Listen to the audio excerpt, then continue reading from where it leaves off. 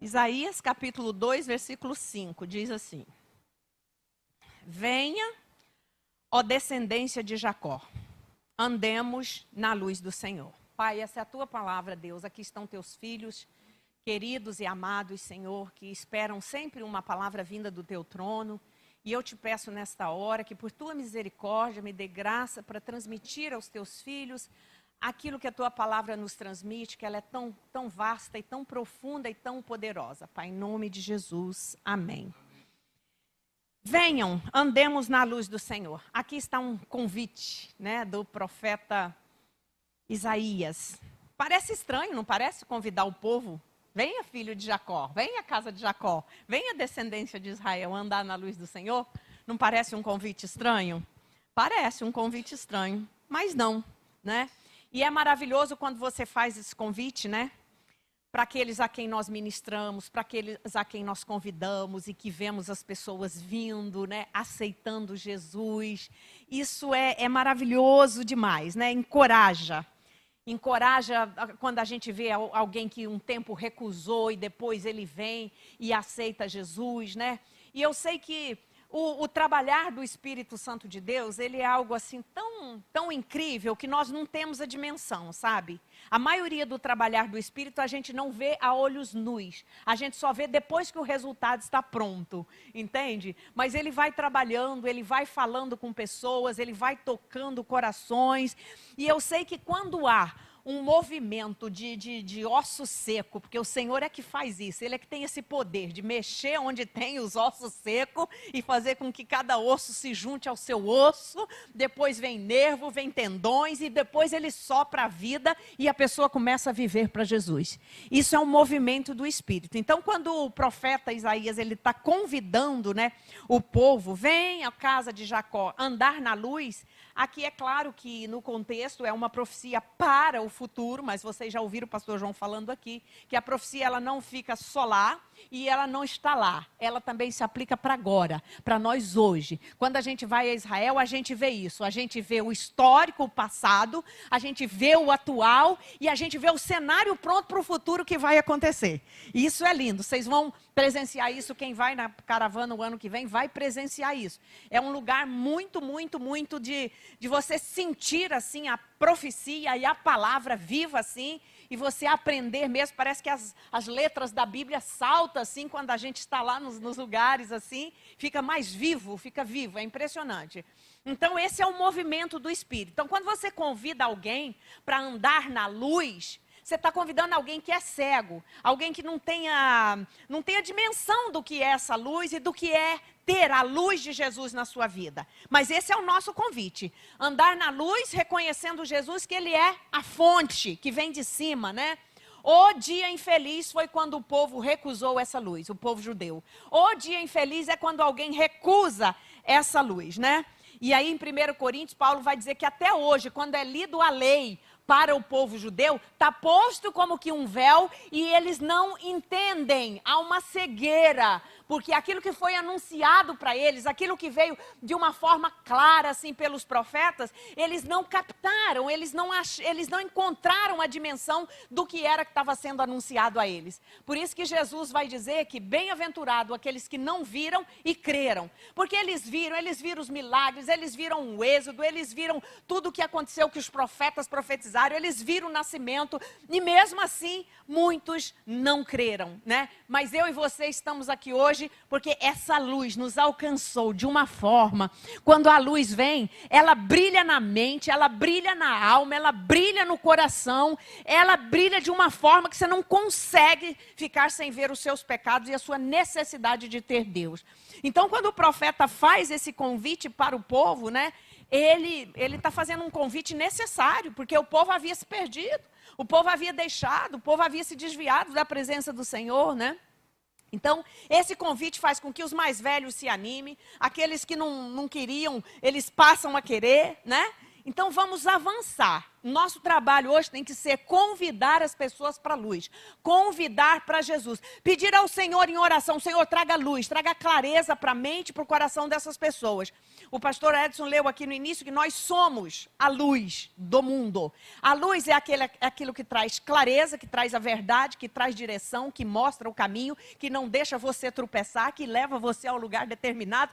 Então, a luz, ela tem tanta função e nós somos a luz. Então, como luz que recebemos, nós temos que fazer esse convite para que outros venham.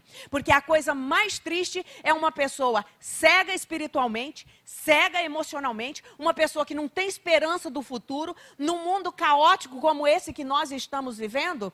Eu estava conversando com uma pessoa hoje sobre câncer e ela dizendo que o prognóstico dos médicos agora, para esses tempos agora, é de uma avalanche de câncer muito gigante, muito gigante. Por quê? Porque nós passamos por pandemia, emoções atrapalhadas, cabeças que ainda não foram restauradas, entendeu? Falta da presença de Deus, falta do agir do Espírito Santo no coração e falta de esperança nas instituições, medicina ruim, situação política caótica. E o que as pessoas fazem? Entram em pânico, deprimem. E daí vem um corolário, porque vocês sabem que a emoção ela pode mexer com o corpo todo. Então o prognóstico é o pior. Mas deixa eu dizer algo para ti. Você está na luz do Senhor. Esse prognóstico não vai alcançar a tua casa, pastor Moisés. Esse prognóstico não vai alcançar a sua casa, Kátia. Tua casa tem a luz que brilha. E a luz, quando não entra numa casa, não é por falta dela, é porque você trancou e fechou as janelas. E tem um provérbio italiano que diz: aonde a luz não entra, os médicos têm que agir. Mas nós temos a luz do Senhor na nossa vida. Você tem a luz do Senhor na sua casa. Você tem a luz do Senhor todo dia contigo. E lá vai haver direção, vai haver clareza, vai haver verdade, vai haver cura. Esse prognóstico não é para aqueles que servem ao Senhor. Não é mesmo. E eu estou falando para vocês aqui hoje, vivendo isso, tá? Então, eu creio no Deus que eu sirvo. Eu creio, eu sei que você crê também. Então ouçam, venham, andemos. Nosso descanso não é aqui, vamos andar na luz. Enquanto nós estivermos caminhando, ainda que seja no vale da sombra da morte, a luz estará lá para te guiar. Pisa aqui, não pisa aqui, vamos por aqui, mais para cá, mais para lá. O Senhor está com você, minha querida, meu querido irmão. Eu preciso que você, em nome de Jesus, coloque no seu coração. Convide os desanimados, convide os cansados, convide os crente velhos. Sabe que crente velho, sabe que tem muito crente velho? Que crente velho é aquele, não é pela idade nem pelos cabelos brancos, não. Crente velho é aquele que não depende mais do Senhor, que acha que já tem muitos anos, que tem uma carteirinha que dá para ele. Uma das prerrogativas do cristianismo é eu me entregar todo dia para o Senhor Jesus. A primeira coisa que eu perguntei para o Senhor quando eu tive o diagnóstico, eu falei: Senhor, o que eu preciso aprender com isto? O que eu preciso aprender com isso? Eu não sou melhor do que ninguém, não é? Eu preciso aprender alguma coisa. E já comecei aprendendo a descansar no Senhor. Não que eu não descansasse, mas tudo na vida daquele que ama a Deus tem um propósito. Então vamos convidar para a luz. Aceite esse convite, porque nenhuma outra luz é comparável à luz da clareza do Evangelho de nosso Senhor Jesus Cristo. Não tem. Você não encontra em filosofia humanista, você não encontra em psicologia, você não encontra em nada disso. A luz do Senhor, a comunhão com Deus é algo que só sabe e que só pode falar quem já teve, quem já experimentou, quem já ficou nos pés dele e sentiu ele aqui do teu lado falando com você, sabe? Te fortalecendo no momento difícil, te exaltando no momento de humilhação. Muitas vezes Deus permite isso também conosco. Então isso é o Evangelho de nosso Senhor Jesus Cristo. Então não tem nada, nenhuma outra luz, nenhum outro andar é tão seguro, é tão alegre quanto andar na luz do Senhor.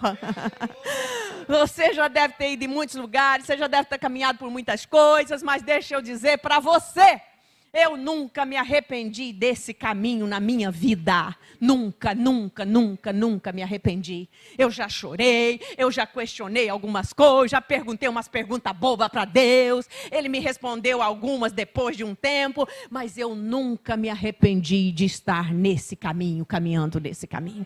Porque Ele me leva cada dia mais a compreender que eu não posso viver um minuto sem o meu Deus, sem o meu Senhor. E você também. Você tem compreendido isso. Então, nenhum outro povo é tão capaz de andar na luz de Deus, com olhos abertos. Você tem visão espiritual.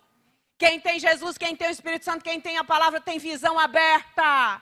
Deus fala contigo, Deus te conduz, Deus te dirige, Deus te orienta. Deus diz não, meu filho, Deus diz vai, meu filho, Deus diz fica, meu filho. Isso é visão aberta, é clareza. E o andar na luz faz isso conosco, não é? Seus olhos são abertos, seus pés são fortalecidos, seus corações são purificados e suas mentes são renovadas. Quem anda na luz tem todas essas prerrogativas maravilhosas. Coração purificado no meio de um mundo caótico e resistente à palavra de Deus, resistente aos valores. Isso é prerrogativa de quem anda na luz, de quem tem a luz de Jesus na sua vida. Seu coração é purificado.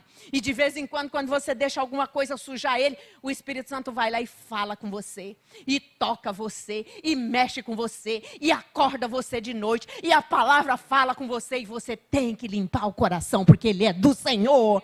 Quem habita nele é Jesus, o trono aí é dele. Não deixa ninguém entrar aí, não deixa ninguém assentar aí, não deixa riqueza, não deixa posição, não deixa glória desse mundo, porque tudo isso vai ficar aqui. Mas o coração que tem Jesus aqui no centro, você vai estar com ele, você vai viver para ele, você não vai se decepcionar nunca. Então essa luz é preciosa, ela é maravilhosa, ela não tem nada que iguala a ela. Não tem uma coisa mais rica. Essa semana eu falei isso para alguém. Ele estava impressionado com a renovação da mente. Aí eu falei para ele assim, tá vendo que o que você me paga não vale nada? Não tem preço essa mente renovada? Você me paga uma coisa simbólica. Porque entender isso aí, isso não tem preço. Então, e você que tem o Espírito de Deus e que medita na palavra e deixa o Espírito Santo te guiar, sua mente é renovada diariamente. Sabe? O que o Espírito Santo falou com você semana passada, foi para a semana passada. Essa semana você tem coisa nova para aprender com ele. É que muitas vezes nós fazemos ouvido de mercador. Nós não queremos escutar. Nós fazemos vista grossa para aquilo que Deus está falando conosco. Mas a mente renovada, ela busca sempre o que é de Deus. Ela não se conforma aos padrões do mundo. O mundo tem um curso, o mundo tem padrões. Mas nunca você se conforma. Duvido que eu e você que estamos lendo a palavra de Deus sejamos enganados por falsos profetas. Duvido, porque você sabe as características que tem os falsos profetas. Você sabe como é que ele chega até você. Porque sua mente é renovada pela palavra. E se faltar alguma coisa, o Espírito Santo vai dizer para você, meu filho, esse terreno aí não é bom, não pisa aí, não fica aí. Isso não é meu. Você sente. Quem tem o Espírito de Deus sente. Então nós precisamos entender que essa luz não tem nada que se compare a ela, não tem nada igual a ela. Por isso que o convite do profeta para o povo, nesse contexto aqui, um povo que havia se esquecido, um povo que havia se afastado, é muito importante, ele é fundamental. E hoje nós temos que convidar alguns crentes também, tá? Principalmente os crentes velhos. Crente velho crente pode ter dentro da igreja, mas crente velho não, tá? Velho crente é igual eu, pastor Edson, que já estamos com cabeça branca, né?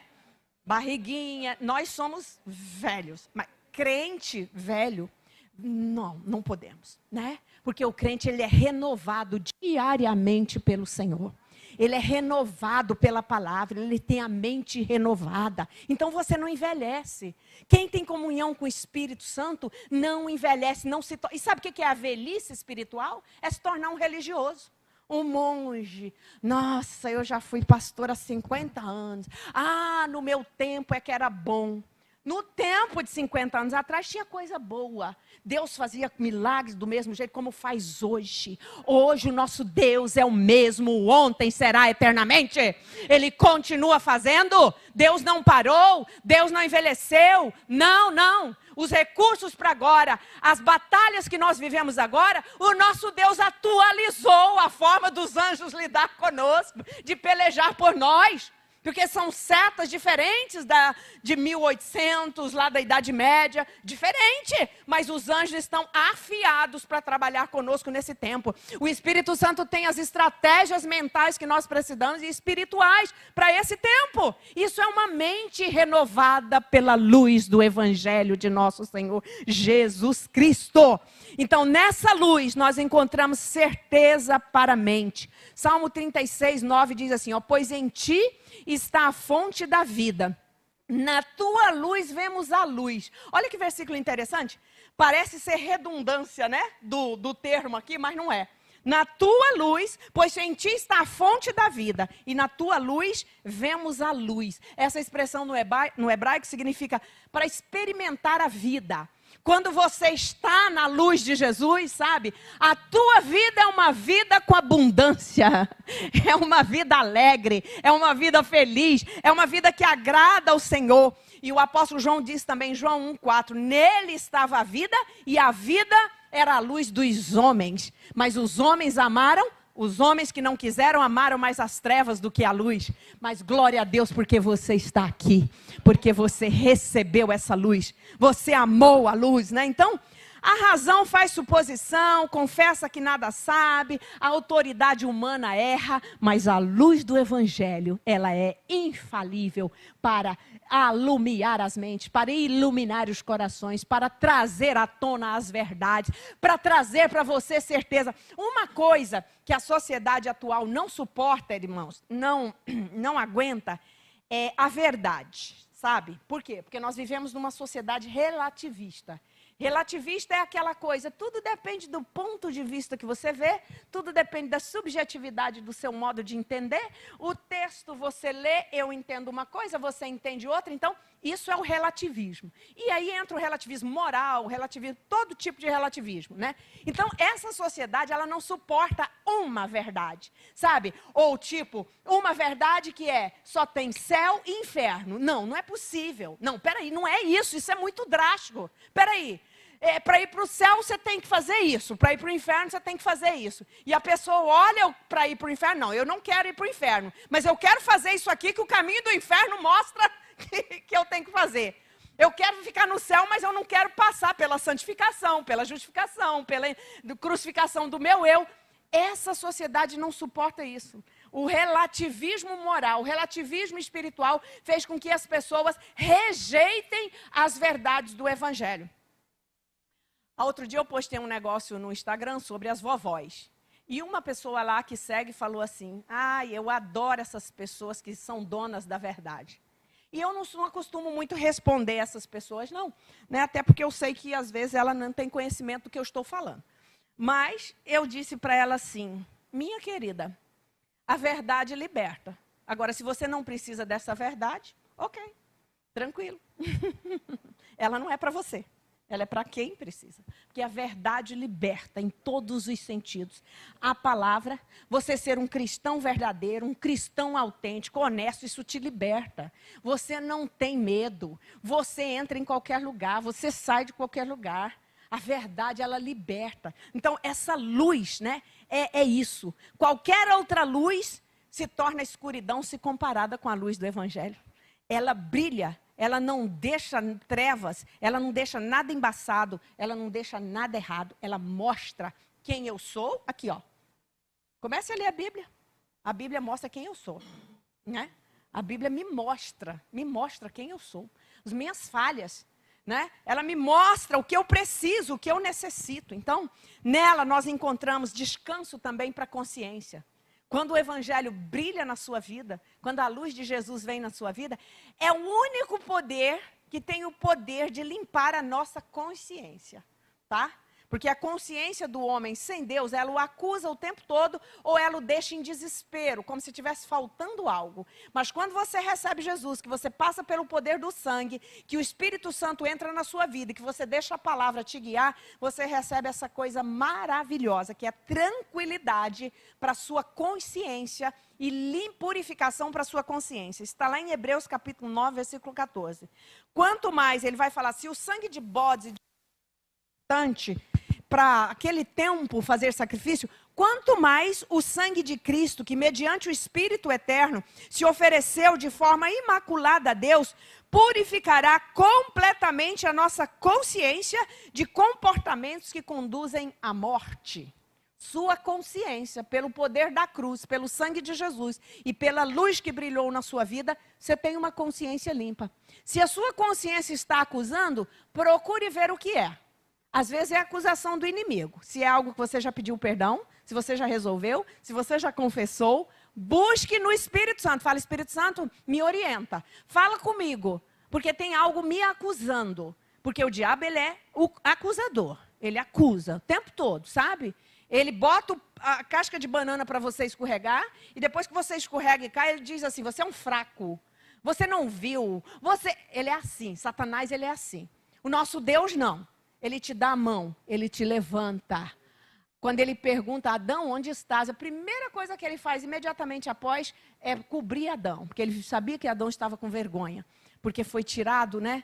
Ele chegou o momento da consciência. Então, o sangue de Cristo, a luz do Evangelho faz com que a sua consciência seja purificada de obras mortas, de comportamentos mortos, de uma religiosidade morta. Eu estou aqui hoje, você está aqui hoje pelo poder maravilhoso do sangue de Jesus. Você está aqui hoje porque Jesus enfrentou aquela cruz há mais de 2000 anos atrás. Nós não estamos aqui porque somos bonzinhos, não. Ele nos trouxe, Ele nos chamou, Ele nos atraiu. E o profeta Jeremias diz que nós fomos atraídos com cordas de amor, né? É assim que Deus nos atrai. É uma forma maravilhosa que quando Ele te atrai, você não aguenta fugir dEle. Ele te convence, né? Então, nessa luz, nós encontramos direção para o juízo. Nós vemos o pecado. Sim, a luz mostra para você, você é pecador, mas ela não deixa você com essa acusação. Ela mostra, aqui está o caminho para a libertação. Que lindo isso, né?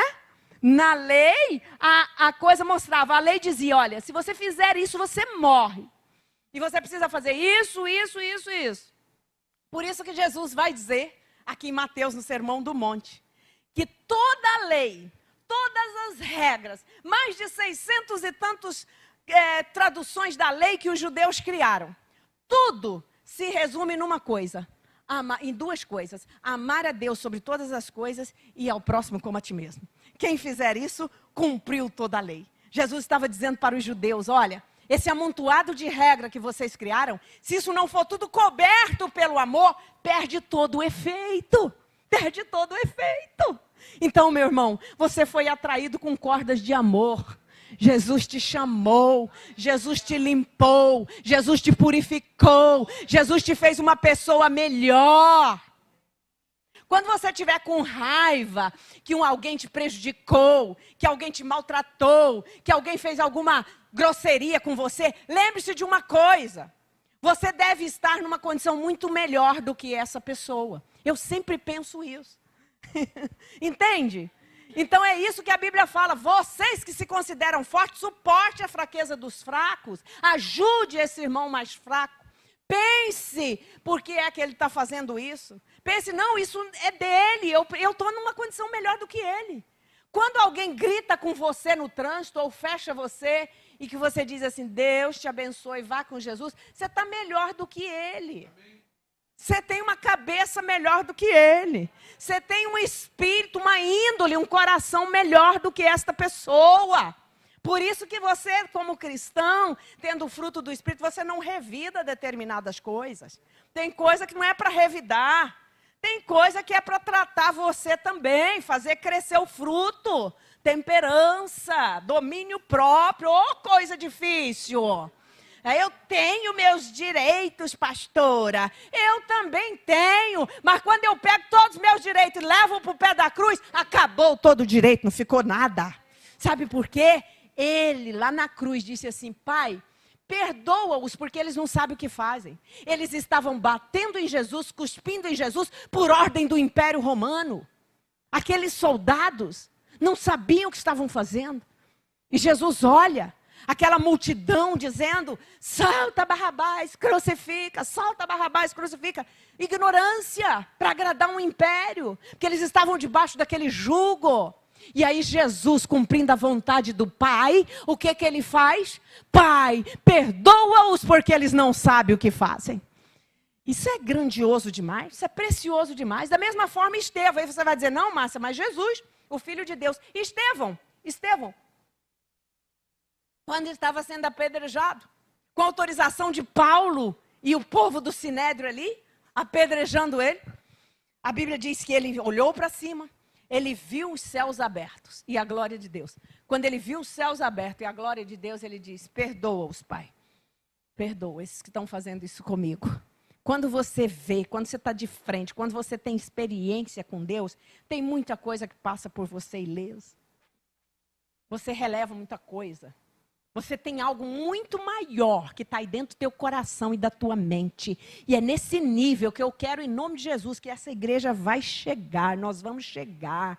Nós vamos ultrapassar. Você é diferente, você é maior. Você faz parte de um reino que os princípios desse reino é perdendo que se ganha. É sendo humilde que se torna grande. É sendo o último que você se torna o primeiro. Esses são os princípios desse reino. E eu e você estamos caminhando para lá. Vai chegar o dia, você não vai precisar mais lutar contra esta carne caída. Porque aí nós estaremos com Jesus, nós voltaremos com Ele em glória e Ele virá triunfante. Ele não será mais o Cristo sofredor. Ele não será aquele que olhando para Ele nenhuma beleza vimos. Mas não, Ele voltará em grande glória, com grande poder. Ele vai pisar em Jerusalém, vai estabelecer o seu reino. E eu e você estaremos lá com Ele. Oh, meu irmão, louve ao Senhor. Louve a Deus. Você precisa vislumbrar isso agora. Quanta coisa tem turvado a sua mente, seu coração, e você fica no entorno só da terra, só da terra. Tu estás na terra, nós estamos no mundo, mas a nossa perspectiva é o céu. A nossa perspectiva é lá, é depois. Nós aguardamos a cidade futura, nós não temos aqui cidade permanente. Essa é a visão que nós precisamos. Essa é a visão que a luz do Evangelho traz para mim, traz para você. Em nome de Jesus, coloque isso no seu coração. Então, nessa luz, nós vemos o pecado, mas vemos a libertação dele. Nós vemos o amor de Deus, mas nós entendemos a coerência dos atributos de Deus. Deus ama, mas como pai, Ele corrige você. Se Ele não te corrigisse, Ele não seria um pai verdadeiro. Então, quem aí está debaixo da correção de Deus, ou vai precisar dela, eu quero que você passe pela correção agradecendo a Deus. Isso não é fácil, não. Nenhuma correção no presente parece ser boa. Está escrito lá em Hebreus. Mas depois ela produz em nós um fruto pacífico para a vida eterna. Está escrito. Então, aceite a correção do Pai. Nessa luz, nós vemos a providência dele. Ele é Pai. Ele não vai te deixar. Todos os recursos que você precisar para enfrentar toda a tribulação, querendo agradar a Deus, o Senhor vai te dar esses recursos. Ele vai te dar. Ele vai botar pessoas do teu lado. Ele vai botar gente para orar por você. Ele vai mandar os anjos. E se for preciso até ele descer do céu para te ajudar, ele faz isso. Porque ele é Pai. Ele é Deus. A mão forte de Deus lá, tirando os judeus do Egito, fala disso. Do Jeová Shabaô, o Senhor dos Exércitos, com uma mão forte. É uma mão, e olha, deixa eu dizer para vocês, essa mão está sobre o Brasil e sobre as nações, tá? Está um monte de gente falando um monte de coisa e planejando um monte de coisa. Mas deixa eu dizer para você, essas coisas só vão acontecer se o nosso Pai dizer, pode, é hora. Se não, não é hora, não vai acontecer, porque Ele é o Senhor da história. A história não está na mão de nenhum poderoso da nação, mas poderosa da terra. A história está na mão do nosso Deus. Jeová Jireh, Jeová Shabaô, Jeová Shalom. É na mão dele.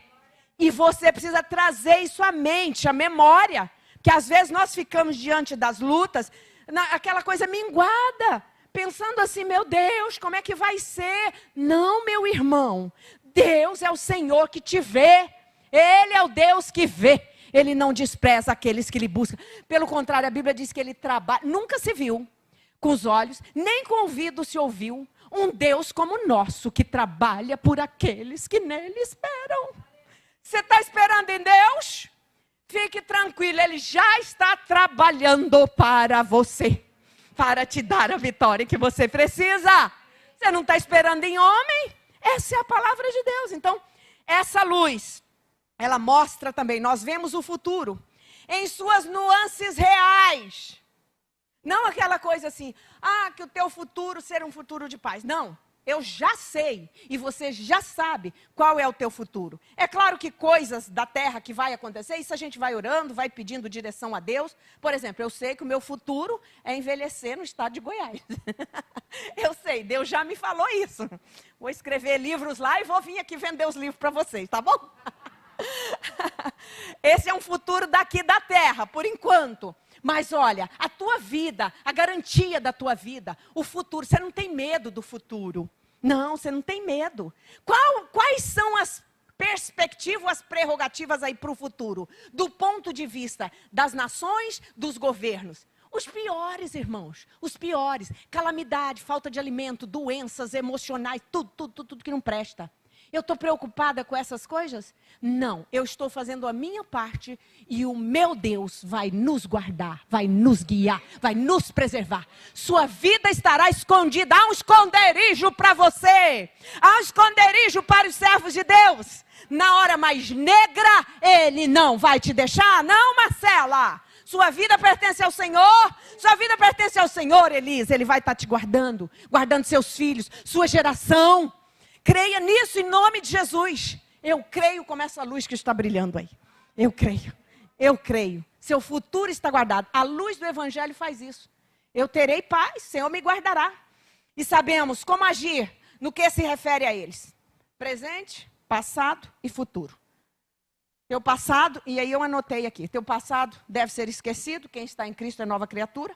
Teu presente, viva sem ansiedade, um dia de cada vez. Ensina-nos a contar os nossos dias de tal maneira que alcancemos corações sábios. Amém. Salmo 90, versículo 12. Você não precisa contar o mês, conte os dias.